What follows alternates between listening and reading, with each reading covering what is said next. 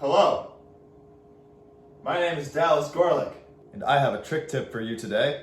It is the no comply frontside shuvit. Otherwise known as the no comply front shove. You know the drill.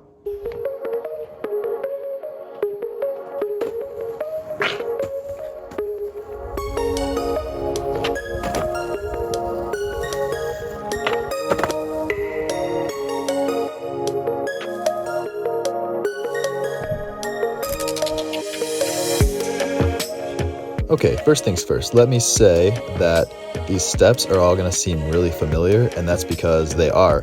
This trick is almost identical to doing a 180 no comply with a few small changes. So I'm going to explain those changes right now. So step one is going to be rolling into this trick. Just act like you're doing a 180 no comply. Bend those knees and carve to your backside. Moving on to step two, again, very similar to doing a 180 no comply.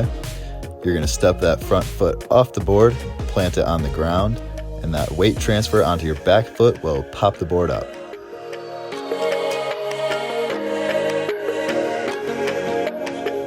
Now step three is where we start to differ from a 180 no comply. You're still going to take that front foot that you planted on the ground and jump with it, and you're still going to guide the board with your other foot. Now I put guide in quotes because if you pop the board right, it should just do its own thing and you shouldn't even need to guide it. But where we differ is the fact that we're not turning our body 180 degrees. We're going to land on the board in the same stance that we started the trick in. And the secret is in your shoulders. If you'll notice in the video, my shoulders are always pointed towards the camera. And that's to prevent your body from turning 180 degrees and to keep you sort of straight and make it easier for you to land back on the board in your normal stance.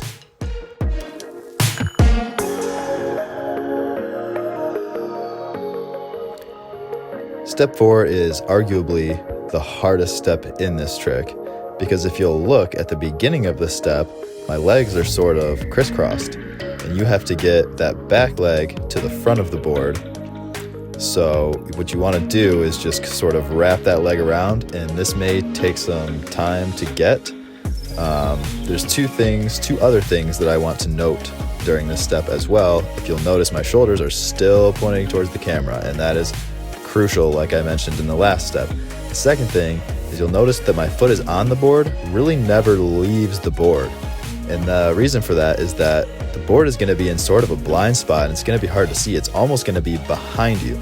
So I like to keep that foot on the board sort of to locate it through feeling where it is, basically.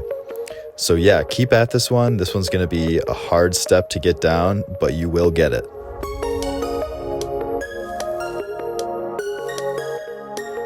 Last step in this trick is basically just to land and roll away. I have one important thing to say in this last step, and it's just make sure you're bending your knees. I know I'm beating a dead horse, I say it every time, but it's really important that you're not landing tricks stiff-legged, because if you do, it makes it really easy to injure your knees.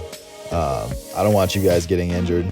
Basically, I want you guys to stay safe and have fun. So yeah, make sure when you're landing this, you're bending your knees.